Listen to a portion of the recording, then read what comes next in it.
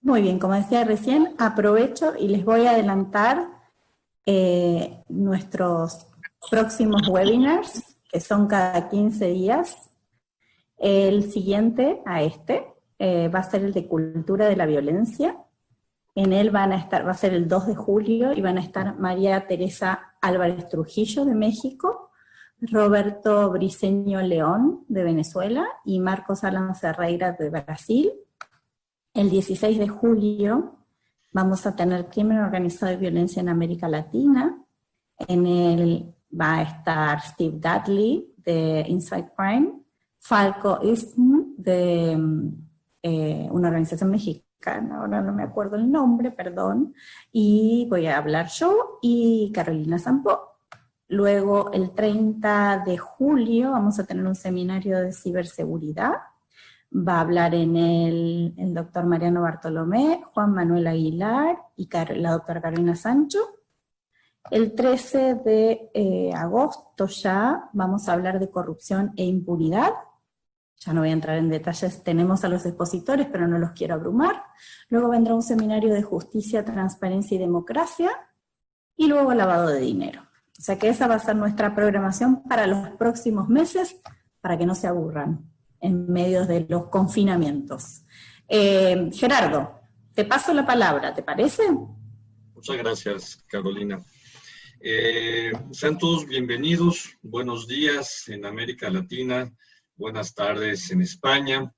Este es un webinar internacional que hace la red Mundo Sostenible, que como ya ustedes saben, y para los que son primerizos en estos webinars, esta red está conformada por 2 think tanks internacionales reconocidos por el ranking de UPenn, el Real Instituto Elcano, que encabeza esta red y fue iniciativa de ellos, el Colectivo de Análisis de la Seguridad con Democracia, CACEDE, en México, y 2 universidades de América Latina, la Universidad Nacional de La Plata, a través del Instituto de Relaciones Internacionales y el Centro de Estudios sobre Crimen Organizado Transnacional.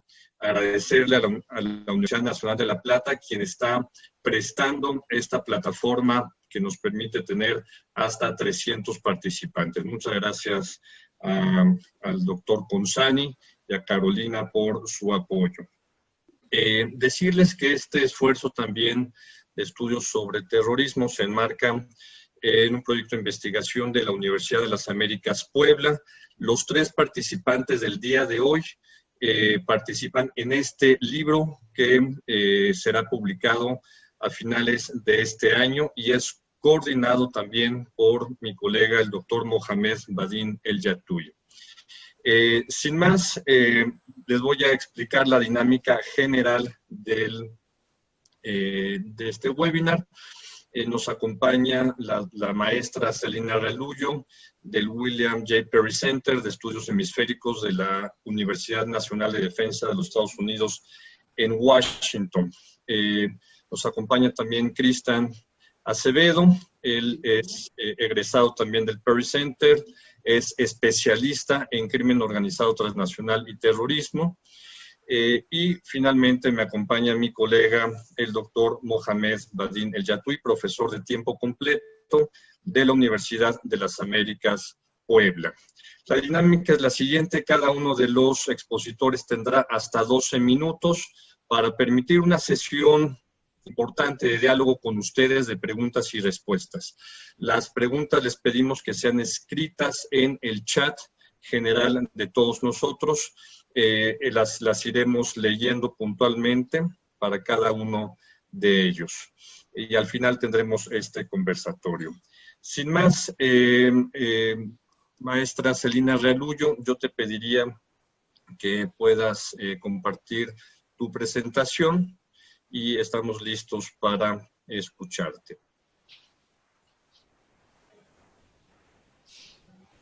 Primero, antes de empezar, quisiera agradecer a todos mis colegas y también saludar a todos los egresados, exalumnos míos desde Estados Unidos y también a los futuros alumnos del Centro Perry. Y hoy voy a abordar el tema que ya llevo 20 años en ese tema de contraterrorismo. Y mi tema va a abordar sobre las amenazas de Hezbollah e Irán en las Américas. Y así voy a compartir las láminas con ustedes. Dame un segundo y así arrancamos. Se ve, ¿verdad? Muy bien.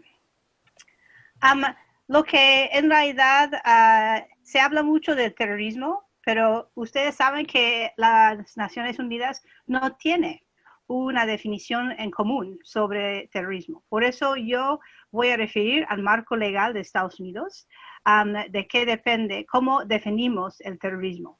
Es el uso ilegal de la fuerza de violencia contra personas o bienes y sobre todo con objetivos políticos o sociales. Y bajo el marco legal de Estados Unidos, nosotros tenemos una manera de designar grupos terroristas extranjeros. Y en el caso de Hezbollah es uno de ellos.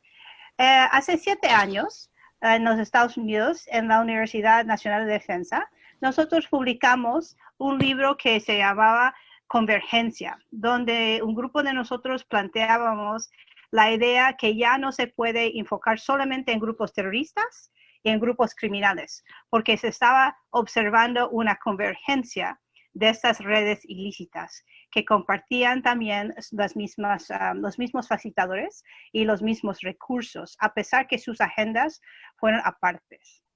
Y aquí nada más vamos a mirar unos ejemplos por todas partes del mundo de este fenómeno de la convergencia. Obviamente, mi colega Cristian va a hablar sobre ISIS y el Estado Islámico y cómo anda ahora.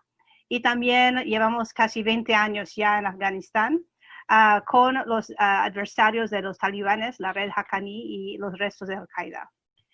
Mohamed va a hablar sobre Al-Qaeda en el Magreb Islámico.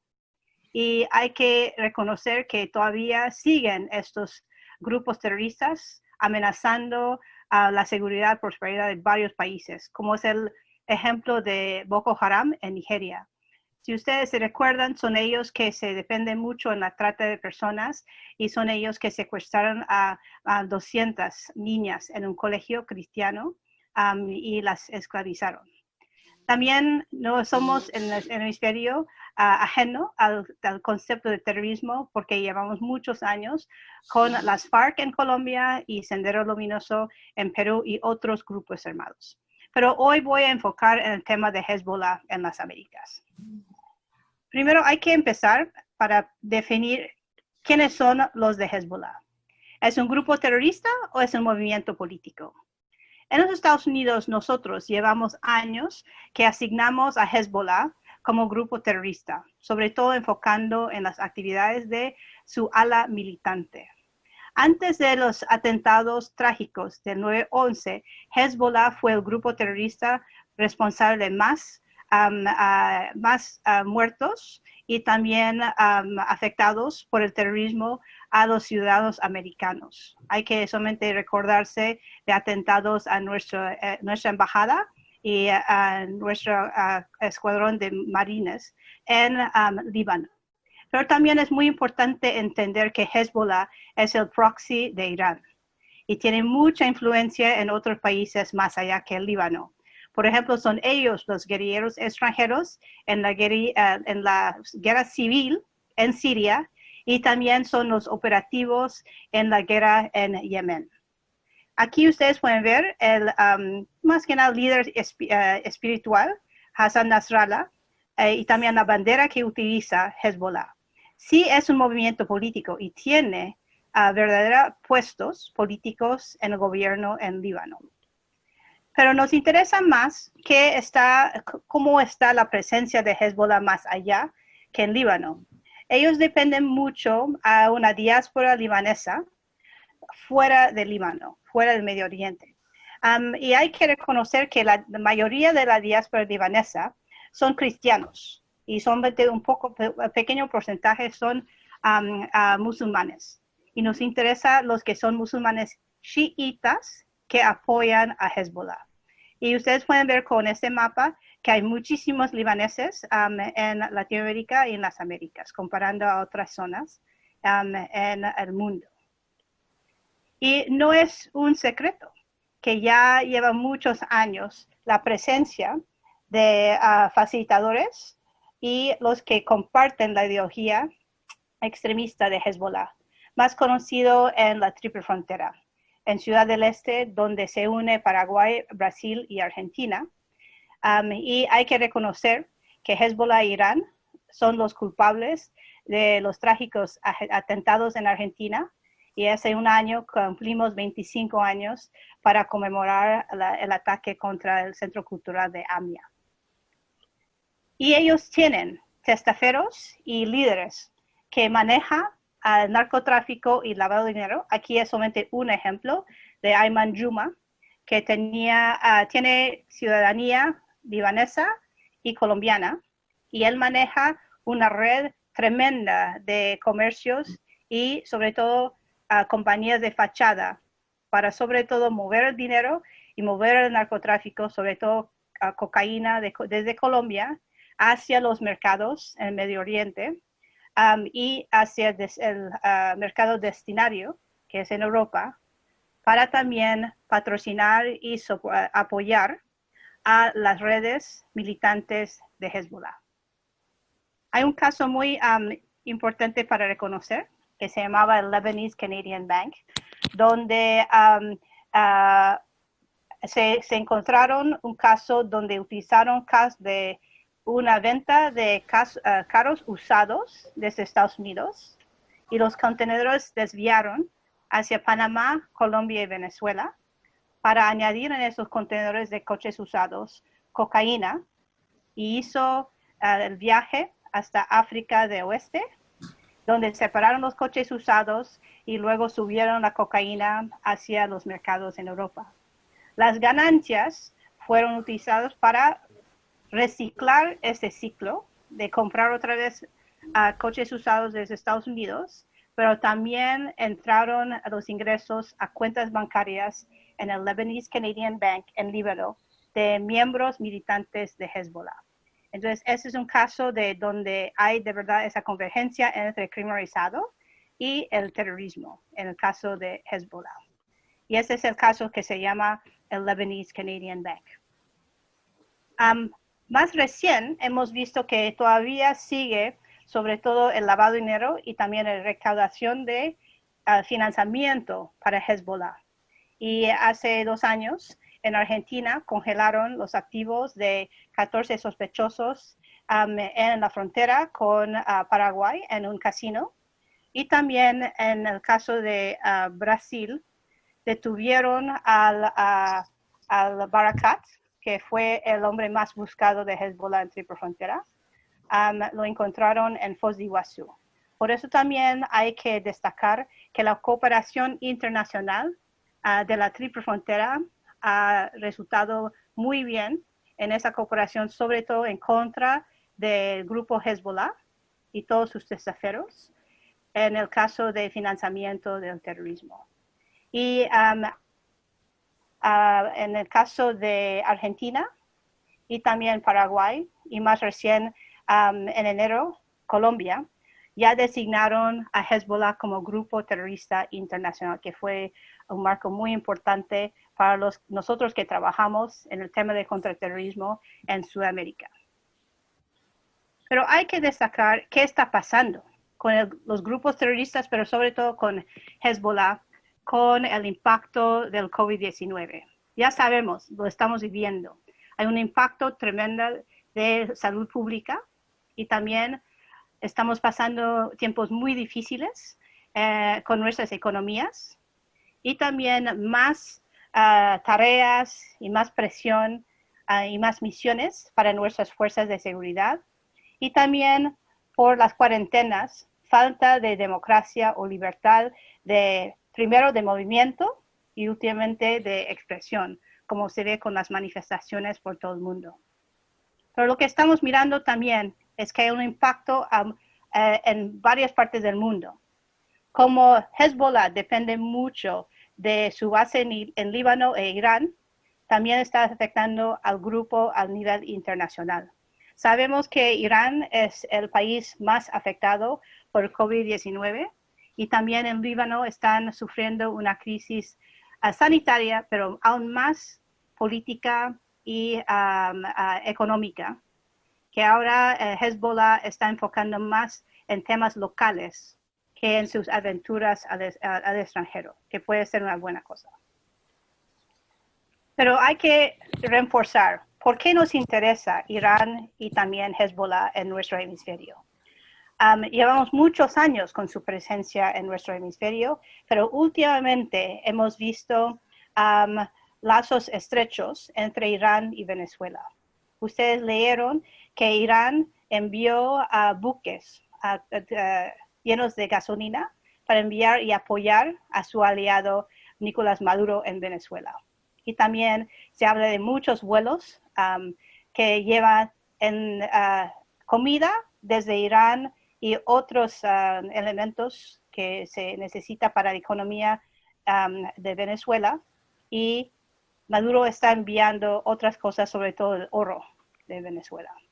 Entonces y no es un secreto que el régimen de Maduro alberga muchos grupos armados y terroristas, incluyendo Hezbollah, FARC, los disidentes y también ELN.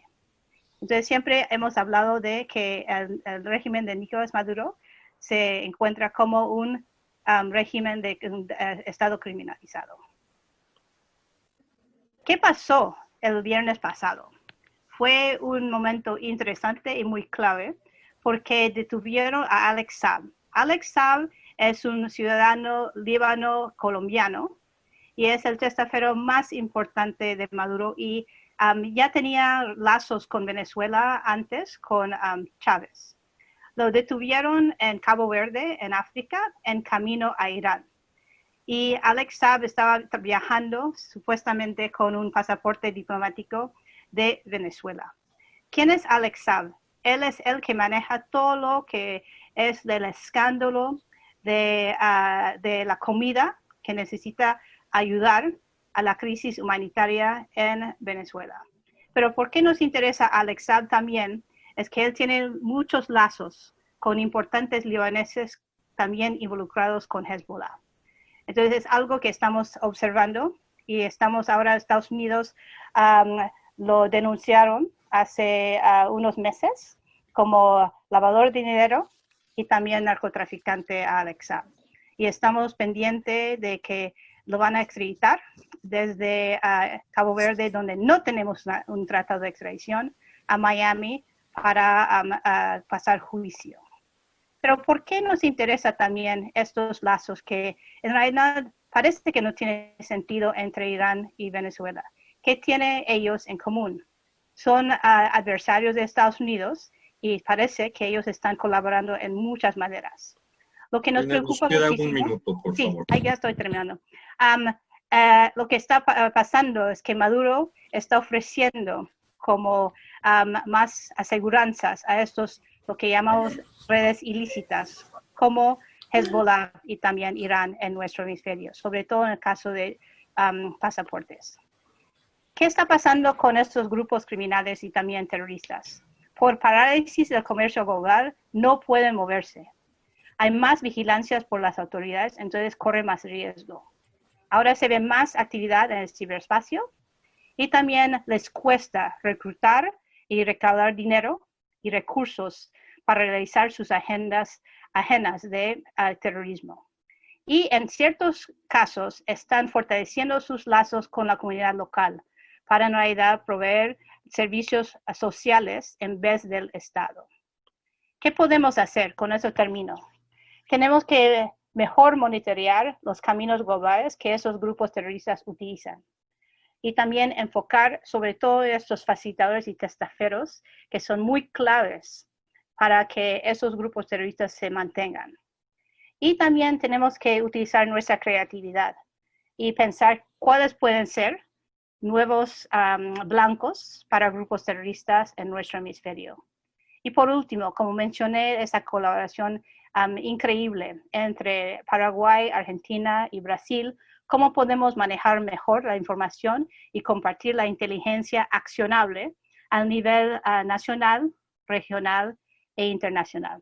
Y con eso termino. Gracias.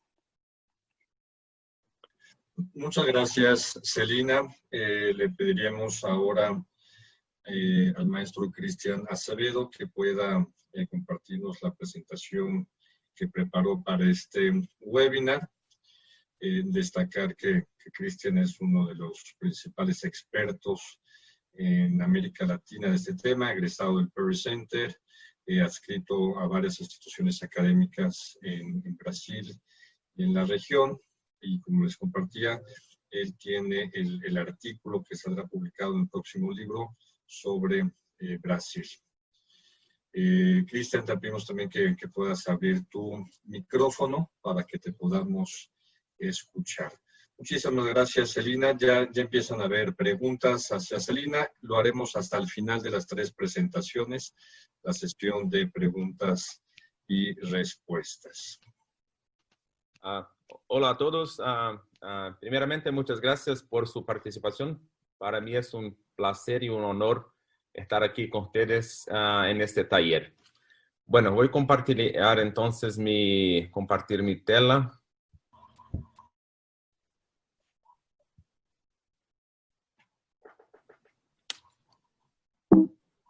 Ok.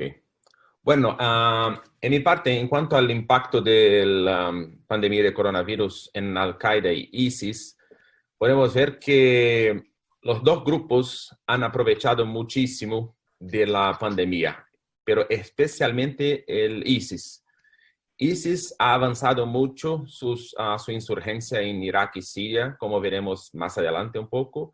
ISIS también ha avanzado mucho sus objetivos políticos y su propaganda en el ciberespacio. Y bueno, pero antes de llegar allá, voy a hacer unos antecedentes de cómo ellos generalmente tratan situaciones como esas para su propaganda. En ese caso de Al-Qaeda e ISIS, ambos los grupos ven la COVID-19 como un castigo de Dios, es decir, a los infieles. Así como siempre utilizan esa narrativa de voluntad de Dios, y no es la primera vez que lo utilizan, lo hacen cuando ocurren eventos como tsunami, terremotos y desastres naturales. Entonces, en este caso, ellos aprovechan de estos momentos de inestabilidad para llevar a cabo ataques o para avanzar su propaganda. Por ejemplo, el boletín Al-Naba, que es un portavoz de ISIS, ha afirmado que el virus es la retribución de Dios contra el occidente, pues el virus sería un soldado de Alá. Y en otro caso, el Tabat, que es una agencia de noticias asociada a Al-Qaeda, propone que a los yihadistas que mantengan su lucha y utilicen la pandemia para clavar el último clavo en el ataúd del incrédulo. Entonces, ambos, Al-Qaeda y ISIS, han utilizado la pandemia como una oportunidad para aprovechar la confusión y debilidad creada por el virus para no solamente planificar, como ejecutar ataques. Y por otro lado, han utilizado también como para llamar las masas en el mundo occidental principalmente para que se conviertan al Islam. Y bueno, no es nueva la idea de utilizar una epidemia para realizar ataques por parte de Al-Qaeda y ISIS. Ellos ya hicieron eso antes. Por ejemplo, en la epidemia de Ebola en 2014, Al-Qaeda intentó enviar sus soldados y militantes a las áreas infectadas para que ellos se infectaran y de ahí viajaran a Estados Unidos antes que los síntomas aparecieran, para entonces infectar los ciudadanos americanos. Pero no hay comprobación que ellos han sido bien sucedidos. Y en el caso de la epidemia de Zika en 2016, el ISIS intentó hacer lo mismo. En el caso de ISIS, el plan era un poco más loco, es decir, ellos intentaron a la época capturar los mosquitos infectados e enviar los mosquitos a países europeos para que allá pudieran propagar la enfermedad. Pero también fue algo que no hubo un resultado positivo para ellos. Y bueno, en cuanto a las redes sociales y el ciberespacio, hay una multitud de ideas yihadistas de ataques en sus foros, en las redes. Sin embargo, muchas de las ideas expresadas son muy fantasiosas y no realmente una planificación operativa bien pensada. Lo que ha habido es que en términos de ataques, la región de Siria e Irak son las más afectadas. Bueno, a ver el próximo acá.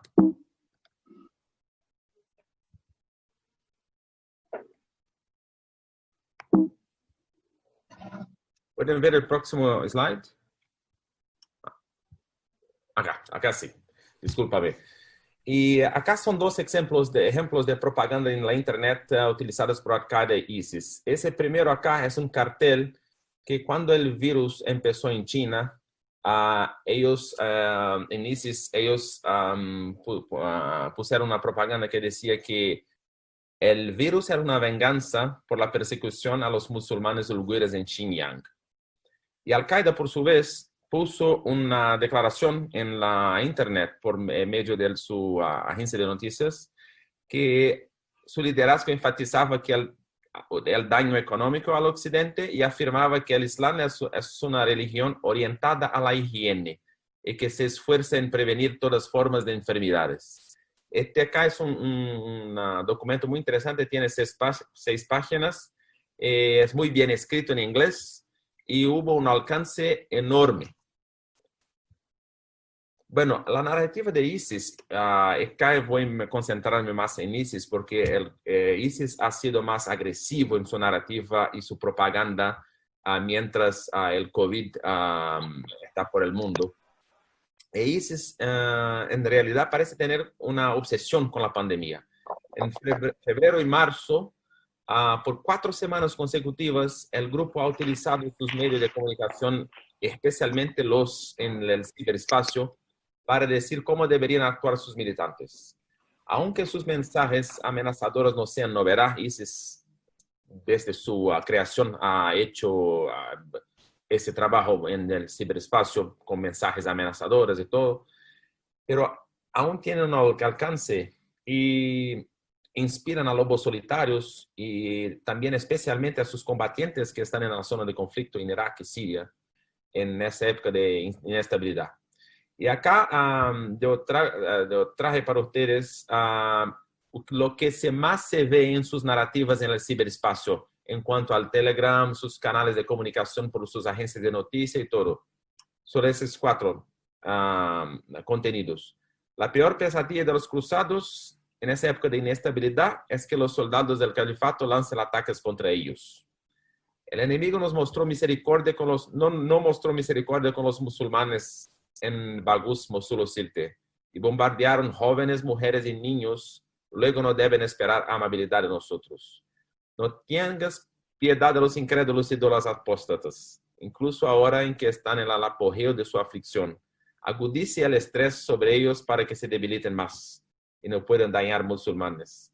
Tengan en cuenta las pérdidas financieras de los cruzados y que tendrá un efecto significativo en la pérdida de su habilidad en luchar contra los mujahidines. Bueno, si ustedes miraren bien, esas narrativas no son nuevas tampoco. Ellos siempre utilizan las mismas palabras, las mismas expresiones y solo adaptan a los escenarios. En este caso, el escenario es la COVID. Bueno, en cuanto a las ofensivas de ISIS, explorando la pandemia, como ya dije un poco antes, el principal teatro de operaciones ha sido Irak y Siria. Una vez que ISIS lanzó nuevas ofensivas, porque la pandemia desaceleró las operaciones de contraterrorismo de la coalición anti-ISIS. Hubo una disminución de las incursiones conjuntas de las fuerzas de Estados Unidos con las fuerzas iraquíes y las fuerzas del SDF, de las fuerzas kurdas, principalmente los aliados anti-ISIS en el terreno. Y hasta mismo el gobierno de Irak tuvo que desviar las fuerzas de seguridad a cargo de contraterrorismo para hacer cumplir la cuarentena de sus civiles, de manera a impedir que la pandemia se alargara en Irak. Y un dato interesante acá en esta figura, en este gráfico, es que en abril ISIS lanzó 151 ataques en ambos países, Irak y Siria. hizo un aumento enorme de unos 50% en comparación con marzo. Y en mayo la cantidad de ataques aumentó hacia casi 200. Y la mayoría de ellos son carros bomba, los explosivos improvisados en las carreteras, los IED, emboscadas, francotiradores y atentados suicidas. Y bueno, si esta tendencia se conserva, si los ataques aumentan, ISIS seguramente va a se tornar una amenaza aún más grande en Irak y Siria. Y si la pandemia continúa por mucho tiempo, ISIS, que por ahora es aún un movimiento de insurgencia, ellos no tienen más territorio en Irak y Siria, fueron derrotados hace un año, pero su objetivo es ganar territorio nuevamente. Entonces eso puede pasar si los ataques aumentan y las fuerzas locales anti-ISIS se quedan más débiles. Un otro punto interesante en cuanto a Siria, principalmente, es cómo el COVID está pasando en los campos de dislocados internos. Hay diversos campos de refugiados dislocados internos y campos de prisioneros en Siria. El campo, por ejemplo, de Al-Hol, que es el más famoso porque tiene casi 70,000 personas como residentes, muchos entraron en pánico por el COVID, porque hay un movimiento intenso y ilegal de contrabandistas, residentes y combatientes en este campo, porque su control en la más larga parte de él es más relajado. Hay una parte que es más controlada, es como un campo de prisioneros, pero casi que 80% del campo es un control más relajado. Entonces, contrabandistas vienen y van y combatientes también, junto con los residentes. Y de otro lado, las mujeres que allá están detenidas, porque en este campo hay casi 98% de la población son mujeres y niños. Las mujeres tenemos un minuto, por favor. Okay. Las mujeres residentes han declarado que el virus no infecta verdaderos musulmanes. Entonces no se preocupan con medidas preventivas. Y las misiones humanitarias también fueron canceladas, por eso los suministros importantes no llegan al Al-Hol, como medicamentos, comida y todo. Y aún no hay estadísticas confiables en Siria o en Al-Hol y otros campos para casos positivos de COVID. Bueno, acá es solo un cartelito que fue propagado por la internet, que son las directivas de ISIS para hacer frente a la pandemia. Entonces dicen para buscar refugio de las enfermedades, confía en Dios, en Alá. Los sanos no deben ingresar a tierra de epidemia, por ejemplo, no deben viajar a Europa, como hubo una propaganda a ese respecto. Y los infectados no salir de allá, y cosas de tipo. Ese cartelito se quedó muy conocido y fue muchas las medias extranjeras, las agencias de noticias lo propagaron mucho por todo el mundo. Bueno, observaciones finales entonces. En ese caso, lo que me apuntó como más importante acá en cuanto a ISIS especialmente, es que, bueno, en todos esos años, desde 2016, a los Estados Unidos y sus aliados han atacado sistemáticamente la parte internacional de ISIS. De hecho, su capacidad de ataque de los yihadistas de lanzar ataques en el occidente ha disminuido. Y por eso mismo que ISIS quiere explotar cualquier oportunidad que vea. Bueno, cuando se considera que la tensión que la pandemia ha ejercido sobre la policía y otras agencias de seguridad, la amenaza que representan los extremistas no puede ignorarse. Al final, eso solo sirve para reforzar la narrativa de Al-Qaeda e ISIS que los países occidentales se han debilitado. Afortunadamente, como en epidemias y esos dichos llamados a acción anteriores, aún no hay evidencias que sugieren que haya miembros de ISIS o Al-Qaeda en esas comunidades extremistas islámicas acá en el occidente dispuestos a atacar en ese momento. Sin embargo, es importante tener en cuenta que, bueno, solo se necesita un individuo comprometido para perpetrar un ataque violento y generar víctimas. Y en caso de Siria especialmente, una preocupación que tiene la comunidad internacional y la coalición ante ISIS es que ISIS lance operaciones para liberar sus militantes detenidos en las cárceles y los campos de refugiados y dislocados internos, que son más de 100,000 solo en Siria. ISIS tiene un interés obvio, claro, de ver sus combatientes liberados para que se pueda unirse a la yihad. Y un otro punto que es importante que tiene que ver con el ciberespacio y los medios de comunicación es que los medios usuales de comunicación en Europa, en Estados Unidos, en las Américas, Latinoamérica, han proporcionado un servicio al ISIS una vez que publican siempre sus contenidos y así amplifican su propaganda. Y, por ejemplo, la advertencia de viaje emitido por ISIS para que sus combatientes evitaran ir a Europa en marzo, febrero y abril fue publicado ampliamente por los medios de comunicación. Eso es como un anuncio para ISIS. Los ayuda en magnificar su propaganda. Entonces, esos son los puntos que creo que son los más importantes en cuanto a ISIS, principalmente porque se ha movido mucho y está creciendo su insurgencia en Irak y Siria. Y en cuanto a Al-Qaeda, el grupo aún está un poco más quieto, pero serían las principales consideraciones. Muchas gracias. Muchas gracias, Cristian. Magnífica información. Debemos de reconocer, Cristian es un importante también funcionario, analista de inteligencia de la Policía Federal del Brasil. Muchas gracias, Cristian, por la información que nos compartes, que no tenemos muchos disponibles y a la mano. Me toca presentar a mi colega de la Universidad de las Américas Puebla, Mohamed Badin El Yatui. Él dirige un think tank en Marruecos que se llama NEG Maroc. Él es franco-marroquí y tiene una magnífica perspectiva en torno a cómo se mueven los grupos terroristas tanto en Europa como en el Magreb, en África y en el Medio Oriente. Mohamed, si puedes prender tu micrófono, el foro es tuyo. Muchas gracias, Gerardo. Muchas gracias a la red y a todos por la invitación. Es un gusto estar aquí con ustedes hoy. Pues me voy a enfocar el día de hoy sobre el tema de los grupos terroristas en el norte de África, en el Sahel, y vamos a intentar ver cuál fue el impacto del COVID para esos grupos y también qué tipo de impactos podrían amenazar a Europa, que está muy cerca. Pero primero, un poquito de contexto. El norte de África y el Sahel están viviendo desde un par de años las mismas amenazas. Los dos grupos más conocidos son Al-Qaeda y ISIS, y a nivel local tienen pues ramas muy bien identificadas.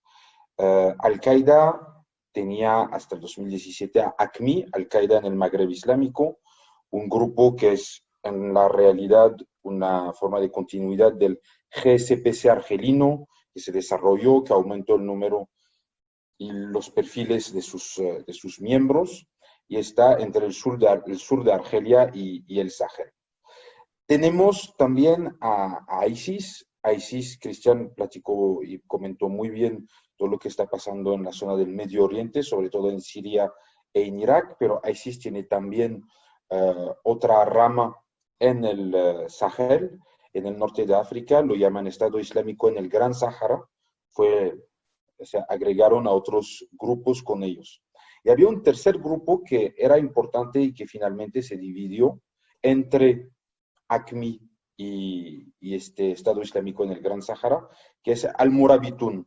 Al-Murabitun hace 5 o 6 años era un grupo muy importante, sobre todo en Malí. En el conflicto de Malí, cuando hubo la intervención francesa, la famosa Operación Barkhane, este grupo era un grupo clave. Murabitun, nada más 2 segundos la explicación del nombre, es el nombre de una dinastía muy famosa del siglo XI-XII, de los siglos XI-XII, que dominó el Magreb y una parte del Sáhara, y que en realidad llegó hasta la mitad de España, que conquistó también Andalucía, controlaba Andalucía. Y es una referencia histórica muy fuerte, y este grupo que tenía muchos recursos que venían de diferentes tipos de tráficos, se dividió. Una parte está ahora con el Estado Islámico en el Gran Magreb, otra parte está con AQMI y crearon un grupo que se llama el Grupo de Apoyo al Islam y a los Musulmanes, así se llaman ahora. Esos dos grandes grupos finalmente no se están enfrentando y no hay un nivel de competición como puede existir, por ejemplo, en el Medio Oriente o en otras partes del mundo, podemos ver que por el territorio enorme que es el Sahel, a una población muy baja, en realidad hay muy poca gente en el Sahel, es sobre todo un desierto, podemos ver que hay una forma de colaboración puntual entre esos dos grupos cuando se sienten amenazados, atacados por las tropas francesas de las diferentes operaciones y también por las fuerzas del G5. Porque lo que pasó en el 2014 es que hubo la creación, fue difícil, de un grupo llamado G5 Sahel, con 5 países de la región, Mauritania, Malí, Burkina Faso, Chad y Níger.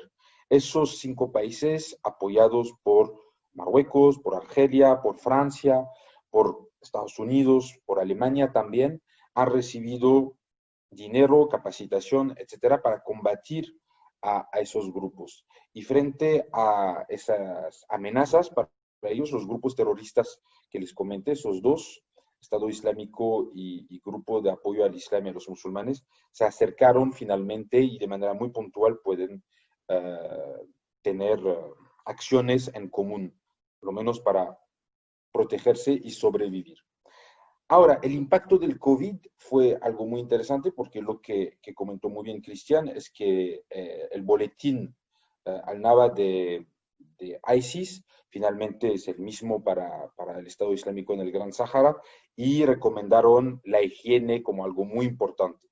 Por su lado, el otro grupo, que es el grupo de apoyo al Islam y a los musulmanes, él recomendó a la gente del Sahel que no era musulmana de convertirse, de aprovechar este tiempo de encerramiento para pensar las cosas bien, pensar las cosas mejor, y para los que son animistas, cristianos, católicos, etcétera, pensarlo para convertirse al Islam. Eso fue una de la información que compartieron en sus redes. También hay que tomar en cuenta que el COVID no solo en esta zona impactó a los grupos terroristas, también impactó mucho a finalmente los soldados. Al inicio de la pandemia, finales de marzo, inicio de abril, hubo 4 casos de soldados franceses afectados por el COVID. Hubo que pues, permitirle regresarse a Francia para ir al hospital, pero también eso fue un gran problema para el ejército francés en términos de rotación, porque los soldados van por un tiempo, se tienen que regresar, etc. Y con el tema del COVID, y además con esos 4 casos y el riesgo de tener más, hubo ese problema finalmente de decir cómo vamos a hacer la rotación. Hubo también otro problema para soldados, pero eso es del G5. Mauritania y Malí tomaron la decisión de cerrar la frontera, aunque participan al G5, que tienen una relación estrecha de cooperación entre agencias de seguridad y entre los funcionarios de diferentes áreas, decidieron cerrar la frontera. Eso afectó también, finalmente, la manera de actuar en contra de esos grupos terroristas. Y finalmente, el número de muertos por terrorismo en abril de 2020 fue de casi 1.200 en África y con una gran parte en el Sahel. Y podemos ver que aprovecharon esos 2 grupos que les comenté para atacar realmente a la población civil, porque sabían que una gran parte de los soldados que sean del G5 o soldados franceses no iban a proteger los civiles como lo pudieron hacer en tiempo normal. Todo este contexto, finalmente, es un contexto muy complicado porque vimos, como en otras partes del mundo, que cada país tomó sus propias decisiones, a veces sin una coordinación de alto nivel, y eso afectó la lucha en contra de esos grupos terroristas que se aprovecharon. También, para salir un poquito del Sahel, en esta segunda parte, es el tema del Magreb. Vimos que, por ejemplo, los grupos terroristas han actuado en 2 países, sobre todo, que son Libia, que desde el 2011, como todos lo saben, está viviendo una serie de problemas políticos, de seguridad, etcétera, con el enfrentamiento entre diferentes grupos y desde ahora casi 5 años entre dos gobiernos que se reivindican cada uno como legítimo, el de Sarraj y el de Haftar. Y finalmente los grupos terroristas tienen un papel importante, sobre todo ISIS, que intenta controlar unas zonas petroleras y que cada vez tiene que pelear o con las tropas de Haftar o con las tropas de Sarraj. Eso también es algo importante y que ha seguido. Hubo una decisión de ISIS al inicio de la pandemia de decir vamos a organizar un cese-fuego en Libia entre las 8 de la noche y las 6 de la mañana, nada más. Eso fue la decisión de ISIS. Por fuera de eso siguieron con sus actividades y eso afectó a un país vecino que es Túnez. Túnez, que es el país que siempre está demostrando como finalmente el buen alumno de la primavera árabe, el país que no entró en una guerra civil como Siria, que no entró en una guerra civil como Libia o como Yemen, o que no ha terminado todo eso con un golpe de Estado como en Egipto, pero finalmente Túnez tiene otros problemas que son problemas muy fuertes de la organización de su sistema de seguridad. Está muy afectado por varias razones muy complicadas que pasaron después del fin de la dictadura de Ben Ali. Y a partir de este momento, la policía y el ejército tunecino han sido muy débiles frente a las amenazas terroristas. Y hay que tomar algo en cuenta, es que una gran parte de los terroristas de ISIS en Libia son tunecinos. Hay que acordarse que Túnez, que tiene apenas 11 millones de habitantes, no es el país musulmán con la población más grande, con una de las más chiquitas, ha tenido el número de terroristas en Siria e en Irak hace unos años más importante. Y una gran parte de esa gente, que como Cristian lo comentó, ISIS perdió territorios en Siria y en Irak, una parte de esos terroristas se fue a Libia. Y una parte de esos terroristas que se fueron a Libia son tunecinos. Son tunecinos, están pegados a su país y están finalmente impactando la vida política y social de dos países, Libia y su propio país, Túnez, porque la frontera a veces no está bien finalmente cuidada y tienen la posibilidad de ir a las montañas o en el sur de Túnez, en el desierto. Y eso realmente afecta a la seguridad de un país como Túnez que está desarrollando y construyendo una democracia pacífica, finalmente. Para concluir, terminaré con lo que dijo Kerchov, que es el coordinador de la Unión Europea para la lucha contra el terrorismo. Kerchov, el 7 de mayo, comentó que el gran riesgo finalmente para los europeos después de todo este COVID sería un ataque de un grupo terrorista X en contra de médicos o en contra de enfermeras para impactar a la opinión pública europea, y eso es, según él, una de las principales amenazas para los europeos después de todo lo que estamos viviendo desde 3 meses. Muchas gracias. Muchas gracias, Mohamed. Magnífica información. La verdad es que es un privilegio tener profesores como tú en la universidad que pueden cruzar diferentes visiones culturales y de análisis geopolítico.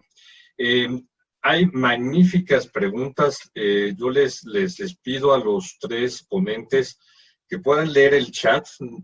Voy a tratar yo de agrupar las preguntas, ¿no? La primera pregunta, voy a agrupar 2. Hay mucho interés de los participantes. Esta sería para Celina y para Cristian. Les pido que abran sus micrófonos. Es sobre la presencia de grupos como ISIS, como Al-Qaeda en México, en América Latina. Hay una pregunta concreta para Cristian. Si han encontrado algún vínculo de estos grupos extremistas islamistas con el PCC en Brasil, ¿no? Celina, también tienes una pregunta de la embajadora de Venezuela en Brasil. Gracias por acompañarnos, embajadora María Teresa Velandria. si además del combustible hay alguna otra información de qué más pudieron haber llevado los iraníes en estos buques. Ella nos da una información, dice que hay 60 iraníes en la base aérea de Puerto Negro. Entonces, si nos puedes comentar estas dos inquietudes, Celina y Cristian, por su parte, y después leeré unas preguntas para el doctor Mohamed. Muy bien. ¿Me escuchan bien? ¿Sí? Sí. Pues hablamos primero de Al-Qaeda, ISIS y el fenómeno y la amenaza de terroristas hacia Estados Unidos. Ustedes no abordamos el tema de las fronteras, pero como ustedes saben, bajo la administración Trump, reforzamos y redoblamos nuestros esfuerzos en las fronteras para prevenir la llegada de malas personas y malas cosas, incluyendo terroristas. Hay un caso que se ha revelado al público, que en Nicaragua detuvieron a 3 musulmanes perteneciendo al grupo ISIS. Y parece que ellos trataron de aprovechar de la situación, sobre todo con las olas de migraciones. Se recuerdan de las caravanas, ¿no? Así que eso fue cuando percibimos. Y ya sabemos de que en México también encontraron hace años unos operativos de Hezbollah en Mérida, por Cancún. Entonces, eso es siempre una amenaza que nos puede realizar, que estos grupos terroristas quieren todavía como blanco principal afectar, entrar a Estados Unidos para realizar atentados terroristas. Pero ahora con el COVID-19, como cerraron todas las fronteras, por eso falta de libertad de movimiento es lo que impide mucho a ellos. Y por eso están también tratando de reclutar más localmente. Para lo de Venezuela, nos preocupa muchísimo qué está trayendo los iraníes. Y no es solamente ahora, pero aún llevan años los iraníes con esta relación especial con el régimen de Maduro, aún antes con Chávez, por su interés en común para contrarrestar y hasta que oponer a los Estados Unidos y sus lazos como grandes países petroleros. Y también se hablaron siempre de que el ex vicepresidente de Maduro, Tarek el-Assimi, es un árabe con muchos lazos con grupos terroristas. Él es de Siria originalmente, pero también patrocina este flujo de todo tipo, y nos preocupa también que está trayendo alguna tecnología o armamentos en estos vuelos. Ahora lo que está pasando, que es muy interesante, no sé si Cristian coincide, ahora como no hay movimiento, los criminales y los terroristas que mueven son más detectables. Y por eso es algo muy interesante que tenemos que aprovechar estas cuarentenas, las fuerzas de inteligencia militares y también de fuerza pública, para en realidad detectar y detener a estos grupos que sean terroristas o que sean criminales. Y paso la palabra a Cristian también para lo de PCC. Así, Celina, de acuerdo, que los movimientos de ellos son más detectables. Por eso, por ejemplo, en Brasil ha tenido incautaciones de comisiones cada vez más grandes de drogas, por ejemplo, porque está, entre comillas, más fácil para decomisionar drogas e incautar, porque los movimientos son más detectables, porque hay mucho menos aviones saliendo de los aeropuertos, como de buques, navíos saliendo de los puertos, por ejemplo.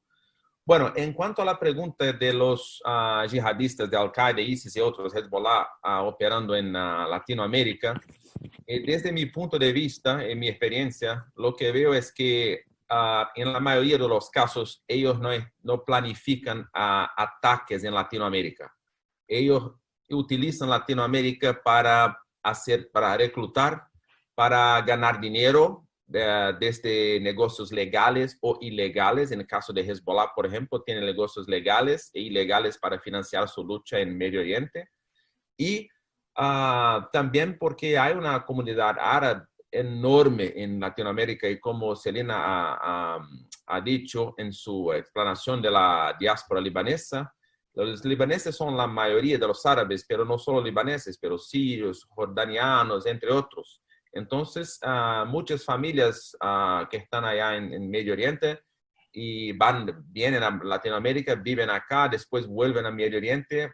Algunos de ellos tienen parientes que están allá luchando y son terroristas, otros no. Entonces acá es un continente que en Latinoamérica, especialmente en Brasil, de que hay muchos árabes. Entonces, desde mi punto de vista, hay muchos negocios de árabes acá que algunos de ellos pueden financiar o no terrorismo. Por ejemplo, en cuanto a PCC y los links, las conexiones entre los traficantes de drogas brasileños o europeos y los yihadistas. El PCC no tiene operaciones fuertes de exportación de droga. Lo que PCC hace en la gran mayoría de los casos es hacer un servicio de estructura para los carteles mexicanos o mafias europeas o grandes traficantes de Europa, por ejemplo, para buscar la cocaína en Colombia, Bolivia o Perú, trasladar por Brasil y entregar en los puertos. Y de ahí adelante, esta droga está sob la tutela de sus compradores.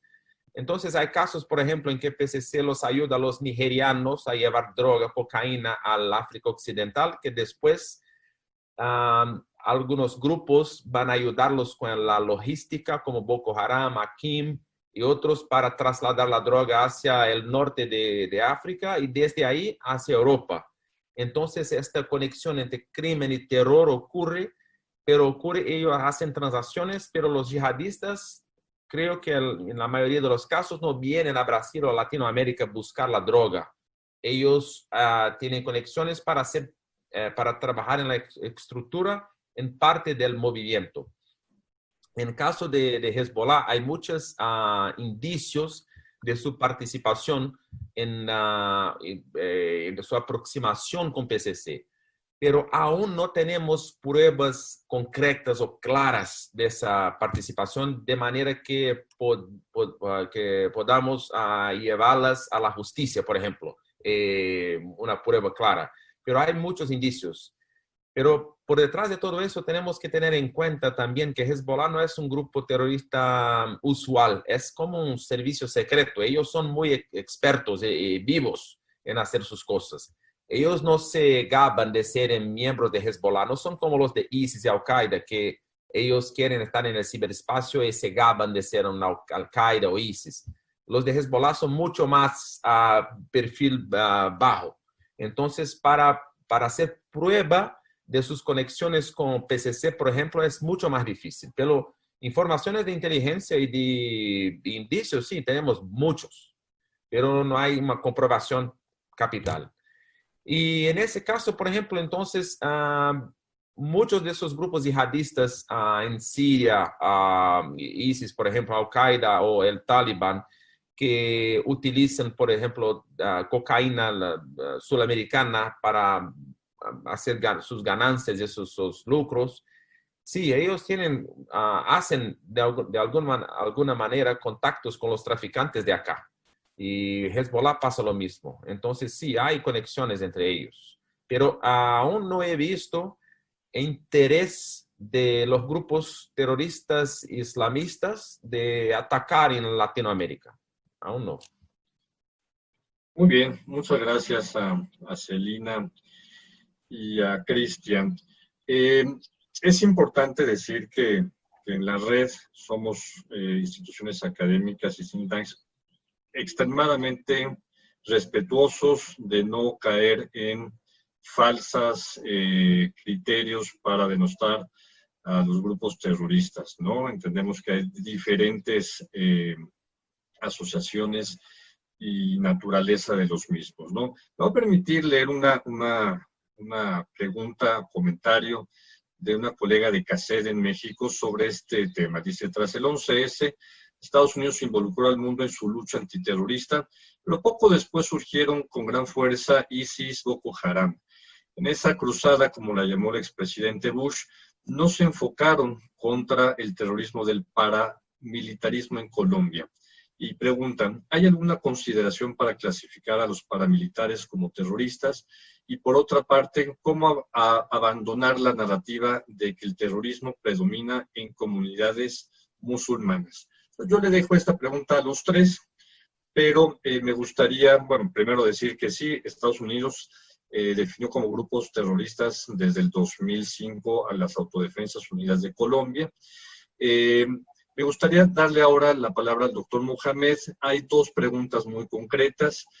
Una de una colega argentina que está radicando en México, que participa en el Observatorio Universitario de Terrorismo, la colega Jessica Petrino. Dice, para el doctor Badin, este año hubo un aumento grande de los ataques terroristas en el Sahel y Magreb, al inicio del año especialmente. ¿Qué perspectivas ve para el escenario post-COVID? Y hay una pregunta muy concreta, Mohamed, que dice que es de Pablo Mastragostino. Dice, ¿qué posición están tomando el ISIS en Libia respecto de la guerra entre el GNA y el LNA? ¿Están tomando algún tipo de posición o se mantienen como un tercer actor? Adelante, Mohamed.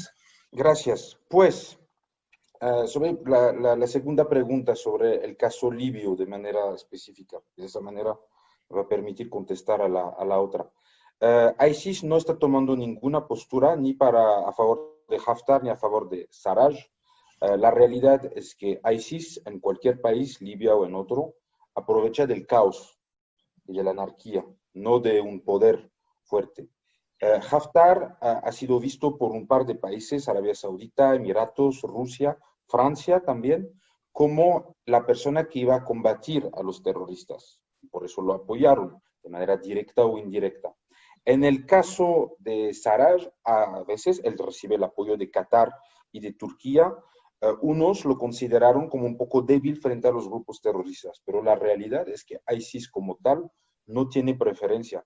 Si la situación en Libia podría durar 100 años más, le convendría mucho a ISIS.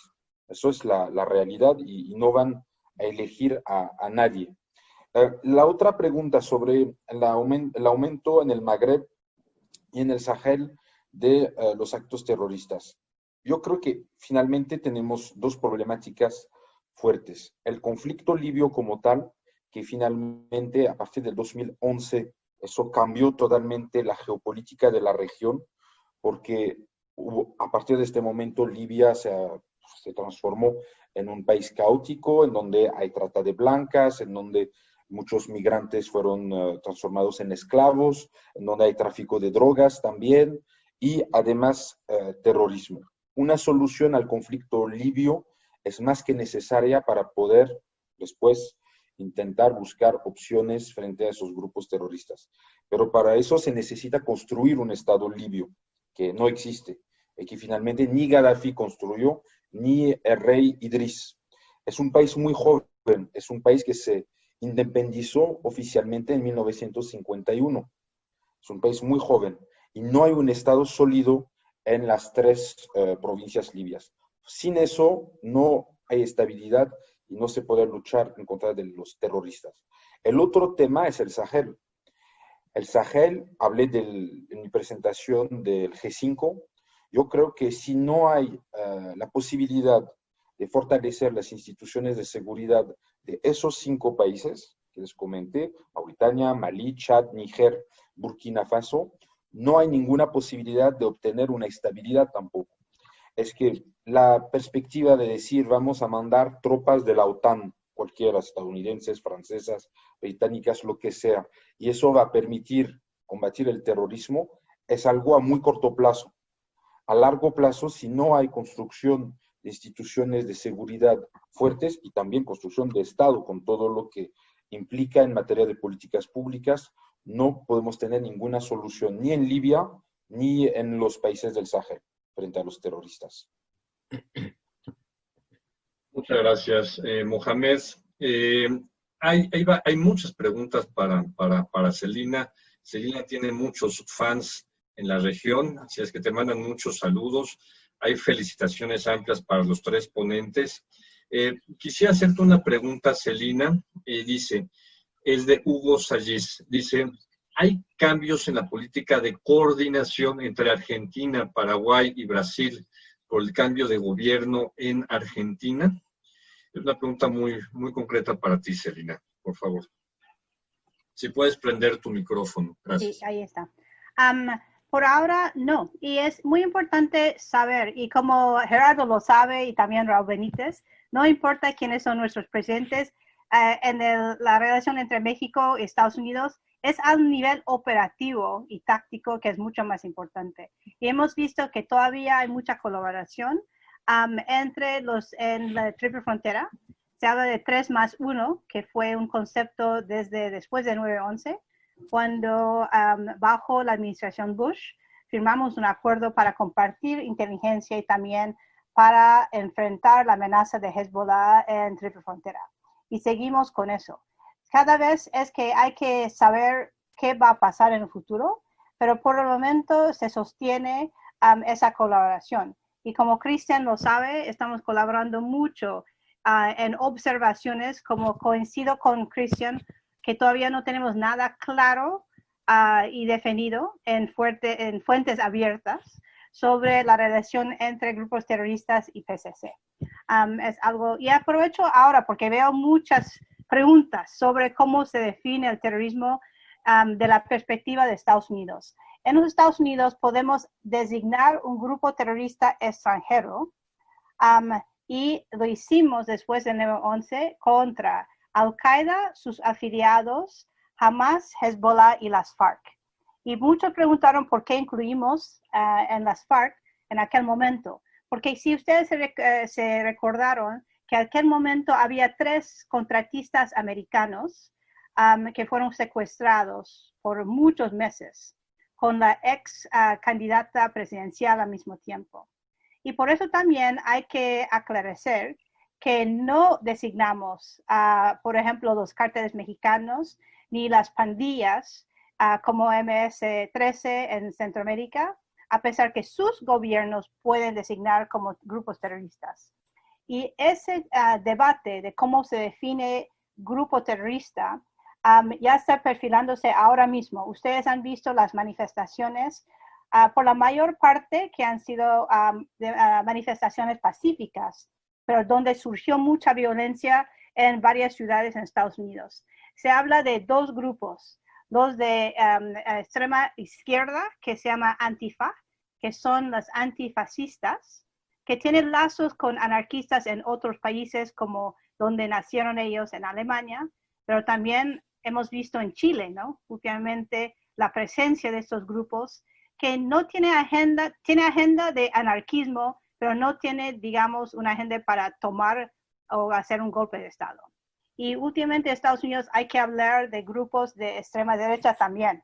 Uno que se llama Boogaloo, que son anti-Estado, son los que están atacando a nuestros policías durante estas manifestaciones.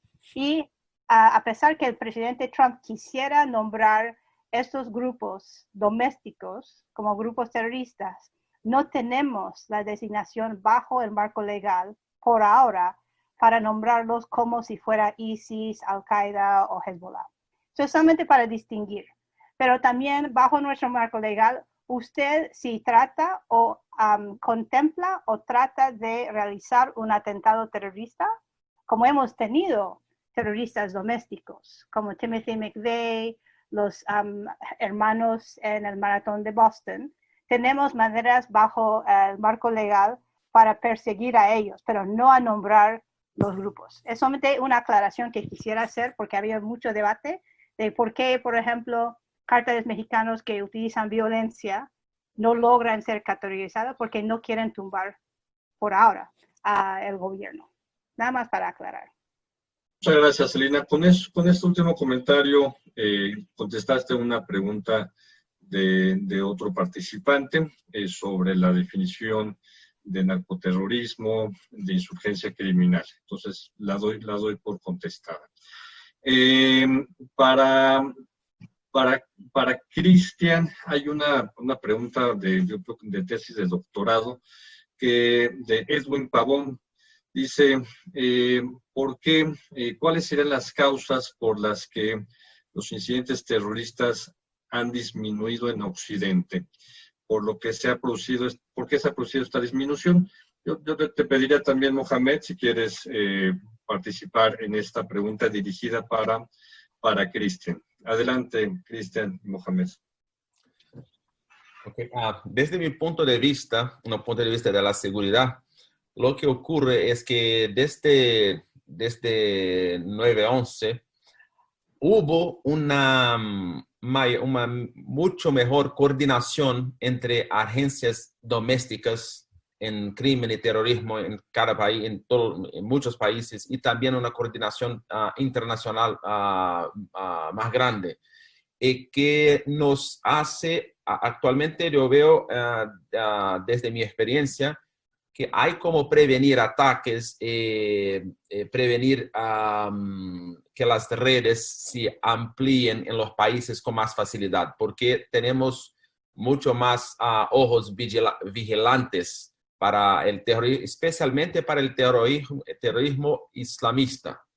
En ese caso, que es, creo que hace un link también con lo que yo vi acá, una otra pregunta que preguntaba, ¿por qué el terrorismo islamista es el más importante, entre comillas, para el mundo?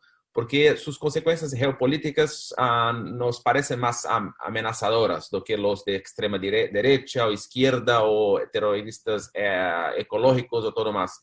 Los terroristas islámicos nos parecen una amenaza más grande. Y también como ellos tienen alcance transnacional inequívoco, nos hacen tener movilizar más estructura para contraarrestarlos. Lo que, por ejemplo, los Antifa o terrorismo de derecha doméstico, de derecha o de izquierda, por ejemplo, que son muchas veces mucho más problemas domésticos y no transnacionales. Bueno, y volviendo a eso, entonces yo veo eso de una tendencia en que una vez que las agencias de contraterrorismo del occidente, principalmente también de otros países de Asia y el sudeste asiático, han se estructurado mejor para combatir los efectos de Estado Islámico, de ISIS y Al-Qaeda en este ambiente occidental y del sudeste de Asia, ellos tienen menos poder acá. Entonces sus redes internacionales no están fuertes nomás. En Brasil nosotros podemos ver eso claramente. Lo que había antes, por ejemplo, de 2016 y 15, de redes se movilizando, que eran simpatizantes de ISIS, una vez que nosotros las desestructuramos, los detenimos los principales militantes, ellos están bajo vigilancia, y el vigilancia en ciberespacio también es mucho mayor. Entonces ellos no consiguen poner sus planes de manera que que consigan avanzar. De otro lado, en territorios como en Siria, Irak, o como Mohamed dijo, en norte de África, en que los países tienen gobiernos fallidos o débiles, esos son los lugares donde los terroristas consiguen avanzar mucho más. Entonces, ISIS, el corazón de ISIS es Siria e Irak. Entonces, allá ellos son mucho más fuertes. Una vez que se expandan para anhelos más distantes, ellos se quedan más débiles porque hay muchas estructuras para contrarrestarlos. Desde mi punto de vista, creo que eso es el facto que previene que en Latinoamérica tengamos ellos más fuertes. Muy bien. Mohamed, ya estamos en la etapa final y hay una pregunta que quiero soltar a los tres ponentes. Tu comentario, Mohamed, por favor. Pues mi comentario de manera sintética. El problema creo que tenemos ahora desde como 20 años, vamos a decir desde el 9/11, casi 20 años, es que tenemos finalmente a una visión occidental de lo que es el terrorismo islamista. Y yo creo que lo que falta mucho en los países del mundo occidental, que sobre todo europeos, es un mejor conocimiento de la zona. Es que el gran problema es que tenemos a gente, por ejemplo, que trabajan en agencias de contraterrorismo, que aprendan árabe. Pero los que aprendan árabe en Europa o en Estados Unidos, en una universidad, van a aprender lo que se llama el árabe el-Fosha. Es el árabe del Corán que nadie habla. Los terroristas hablan como cualquier persona de cualquier país, idioma de la calle. Es un árabe darija, que es diferente en cualquier país. No es el mismo en Marruecos que en Irak, no es el mismo en Libia que en Siria. Y eso es un verdadero problema, porque sin vivir en esos países, sin conocer la historia, la cultura y realmente tener un conocimiento profundo de cada país, casi, no es posible tener una respuesta adecuada. El otro problema, yo diría, es que fuera de, yo diría, 3 países, Marruecos, Argelia, Turquía, que tienen agencias de inteligencia y de contraterrorismo importantes, eficientes y que están compartiendo información con países occidentales. Los otros países del mundo arabo-musulmán, a lo menos, o de los países africanos también, en donde están esos grupos, no tienen agencias tan poderosas, tan fuertes y tan serias. Yo digo que también en la capacitación de la gente es necesario capacitar a los futuros líderes de esas agencias de contraterrorismo en esos países. Esos son 2 de las claves, pero hay muchas otras para intentar luchar de manera más eficiente. Muchas gracias, Mohamed. Una última pregunta, porque tenemos gente que trabaja en las unidades de inteligencia financiera en la región. Muy concreta la pregunta. Si piensan que hay un trabajo de coordinación, un buen trabajo contra el financiamiento al terrorismo, al lavado de dinero por parte de estas organizaciones. Una última reflexión de 1 minuto muy rápido para cada uno de los 3 ponentes. Pues empiezo yo. Hemos visto que ahora se utiliza más la inteligencia financiera en una manera más debida, que es un cambio tremendo los últimos 15, 20 años, porque la pista del dinero, el rastreo del dinero no miente.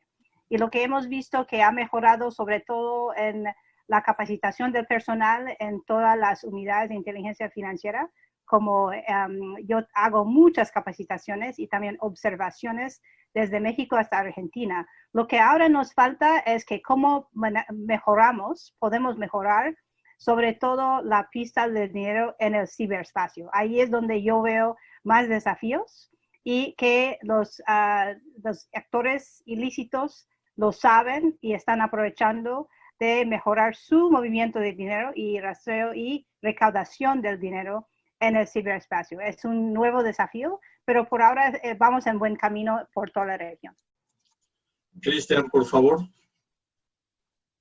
Yo creo que una experiencia como esta, que es nueva para todos nosotros, la pandemia y el COVID, en que estamos mirando a comportamientos distintos de los criminales y también los terroristas, eso es algo que es nuevo para todos. Pero hay siempre vemos que el crimen, los criminales y terroristas avanzan más rápido que las instituciones gubernamentales. Entonces, ahora más que nunca es mucho más importante que los países, instituciones y agencias y el medio académico, por supuesto, se hagan más cerca, se cooperen más, desarrollen más trabajos en conjunto, porque esa es la única manera que nosotros podamos contrarrestar estas amenazas que, bueno, solo crecen y solo se aprovechan de situaciones en que los órganos de los gobiernos se encuentran más débiles, como en caso de la pandemia. Muchas gracias, Cristian. Mohamed. Pues yo diría dos cosas. La primera, cooperación. La segunda, coordinación. Más cooperación de alto nivel entre gobiernos a este nivel para luchar contra el financiamiento del terrorismo y del crimen organizado de manera más global. Y también más coordinación concreta de manera diaria entre agencias. Eso es necesario. Y creo que realmente hay que fortalecer los espacios de cooperación y de coordinación y permitir a los países con buena voluntad cooperar y realmente establecer redes. Eso yo creo que es importante fuera de su zona de confort. Eso quiere decir que, por ejemplo, hay muy poca cooperación entre América Latina y África en materia de contraterrorismo y también en materia de lucha al narcotráfico. Y sabemos que esos grupos híbridos en el Sahel se financian por parte del narcotráfico. Yo creo que es algo fundamental, tener más cooperación interregional, eso es algo fundamental, y también fortalecer de manera diaria esta coordinación. Muchas gracias, Mohamed. Muchas gracias a los tres participantes. Con esto vamos cerrando este magnífico webinar internacional. Reconocer que nuestros tres panelistas, su lengua nativa no es el español. Tienen una magnífica manera de comunicarse con nosotros. Muchas gracias. Comentarles, el libro de terrorismo estará próximamente a la venta en Amazon, va a estar disponible también en septiembre en formato físico. Invitar a todos los participantes que nos quieran contactar a través de nuestras redes sociales, el correo electrónico, la página de internet, Facebook, Twitter, y para algunas preguntas de algunos de ustedes, los participantes, sobre las presentaciones, si se las podemos enviar. Van a estar los videos completos de este webinar en nuestra página de YouTube. Entonces, ahí van a poder seguir las dos presentaciones en PowerPoint de nuestros colegas de Estados Unidos y de Brasil, y por supuesto la conferencia del doctor Mohamed Badin El Yatui. Los invitamos a que participen en las conferencias internacionales, que estaremos estos webinars cada 15 días. Sin más, agradecer a nombre de la Universidad de las Américas Puebla y agradecer muchísimo todo el apoyo del Real Instituto Elcano desde España, que nos convoca a esta red, y por supuesto a la Universidad Nacional de La Plata, que generosamente prestó esta plataforma para que pudiéramos conectarnos a todos. Sin más, les deseo muy buenas tardes en España, muy buenos días, mediodía aquí en América Latina. Saludos, Celina, también hasta Estados Unidos. Hasta luego. Chao. Saludos. Hasta luego. Gracias, chao. Gracias a todos. Gracias y buenas tardes. Saludos, maestro Sánchez Lara. Muchas gracias. Mira, buenos Hasta días. luego.